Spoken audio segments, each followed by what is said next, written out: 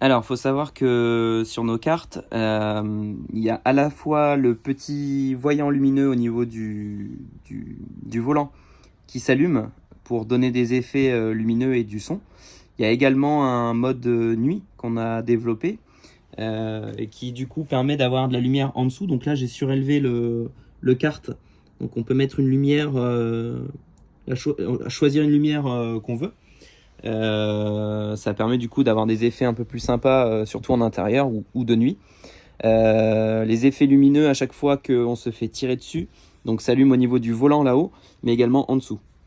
Voilà, donc là on va faire un essai avec un autre carte qui est également connecté. Donc on voit aussi en dessous qu'il est en mode nuit avec une couleur différente. Là ce qu'on va faire, c'est qu'on va tirer avec le petit bouton de tir qui se situe ici. Donc là on n'a personne en face, on n'a pas de carte. Quand on reste appuyé, on a le petit bruit de laser. Donc là, vu qu'on n'a personne devant, on ne peut pas tirer quelqu'un.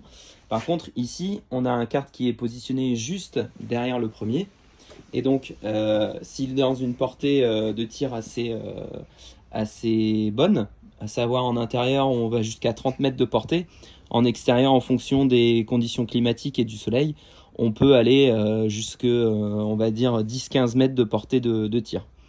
Donc là, on a un carte qui est positionné derrière. Donc ils sont surélevés parce que après on va le faire en dynamique avec le moteur pour vous expliquer les différences de vitesse. Donc là, si le joueur qui est derrière se met à shooter celui de devant, donc ce karting-là vient de réussir à tirer sur celui d'en face. Donc là, comme vous voyez, on avait un petit effet arc-en-ciel avec une petite musique de boost. Donc là, je vais le refaire et je vais vous montrer qu'en dessous également, on a de la lumière. Voilà, donc on a un petit arc-en-ciel. Une fois que l'animation lumineuse est terminée, il reprend sa couleur en night mode qui aura été sélectionnée. Si vous ne mettez pas de couleur en night mode, ben, bien évidemment, il va rester éteint par la suite. Le karting de devant, lui, pareil, il a une couleur verte, donc là, il joue normal.